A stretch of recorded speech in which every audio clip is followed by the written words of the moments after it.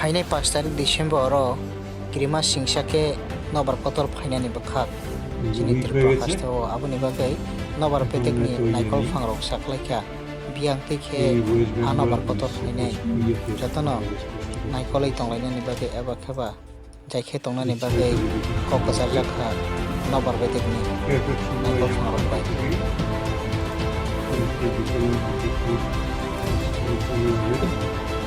Actually এটা এখনো গভীর নিম্নচাপ হিসাবে আছে বেঙ্গলে, মানে পশ্চিম মধ্য বঙ্গোপসাগরে আছে।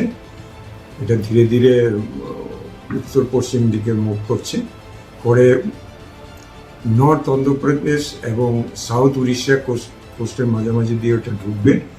ঢোকার পরে এটা কিছুটা বেঁকে যাবে উত্তর পূর্ব দিকে। এটা মানে তখন ওইটা অনেকটা দুর্বল হয়ে যাবে। দুর্বল হয়ে এটা ওয়েস্ট বেঙ্গল এবং বাংলাদেশের উপর দিয়ে যাবে এবং পরবর্তীকালে ওটা আমাদের নর্থ দিয়ে আসাম হয়ে চলে যাবে। ওই যে তখন অনেকটা দুর্বল হয়ে যাবে। তো আমরা সাধারণত তার থেকে যেটা আশা করছি, আমরা তো অলরেডি কিছু হালকা মেঘ ঢুকছে।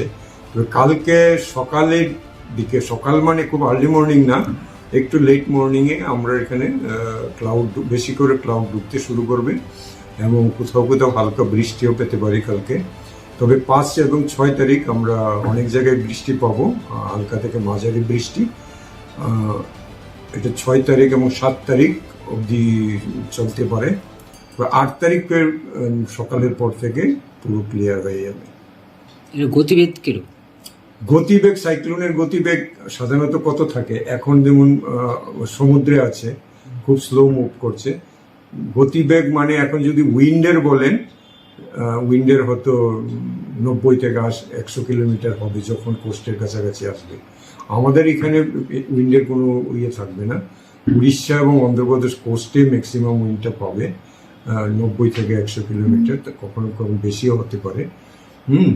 তবে এখন যা উইন্ড স্পিড আছে তার 60 থেকে 70 কিলোমিটার আছে। এখনো বে অফ বেঙ্গল আছে, সমুদ্রের উপরই আছে। যখন কোস্টের কাছাকাছি আসবে সেটা 90 থেকে 100 কিলোমিটার বেগ হতে পারে।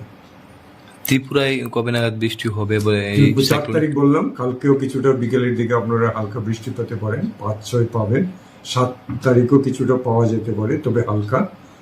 তবে 5 এবং 6 আমরা মাঝারি, হালকা থেকে মাঝারি বৃষ্টি পাবো।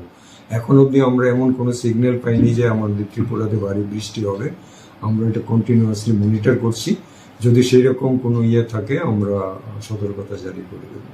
গভর্নমেন্ট অফ ইন্ডিয়া থেকে কোনো গাইডলাইন এই গভর্নমেন্ট অফ ইন্ডিয়া মানে আমাদের গভর্নমেন্ট অফ ইন্ডিয়া তো ত্রিপুরার জন্য দেয়নি, অন্ধ্র এবং উড়িষ্যা কোস্টের জন্য ওরা ইয়ে করেছে গভর্নমেন্ট অফ ইন্ডিয়া থেকে, হোম মিনিস্ট্রি থেকে। তো আমাদের কাছে এরকম কিছু আসেনি, যেহেতু আমরা খুব একটা এফেক্টেড হব না। নাম কি তার? জোয়ার। এটা সৌদি আরবিয়ার দেওয়ার নাম। অ্যাকচুয়ালি এটা আমাদের অনেকগুলো লিস্ট থাকে, লিস্ট 1, লিস্ট 2, লিস্ট 3, লিস্ট 4। এটা লিস্ট 1-এর একটা, তারপরে আবার এশিয়ান টেশিয়ান এরকম নাম আসবে। হ্যাঁ, তো এটা হলো জোয়ার, যেটা সৌদি আরবিয়া দিয়েছে। অ্যাকচুয়ালি সাইক্লোনের লিস্ট বানানো হয়, যেগুলো অ্যাকচুয়ালি বঙ্গোপসাগর এবং ভারত মহাসাগরে, আরব সাগরে যারা চারপাশে যে কান্ট্রিগুলো আছে ওদের কাছ থেকে নাম নিয়ে একটা লিস্ট বানানো হয় এবং সিরিয়াল তৈরি করা হয়। পরপর যাবে, লিস্ট 1 শেষ হবে, তারপরে লিস্ট 2-তে যাবে। এর উৎপত্তি স্থল কোনখানে? এটা উৎপত্তি হয়েছিল আন্দামান সি কাছাকাছি। আন্দামান যে বন্দর আছে, দ্বীপ আছে, তার সাউথে তৈরি হয়েছিল। কবে নাগাদ এরা কোস্টে আসতে? 4 তারিখ বললাম,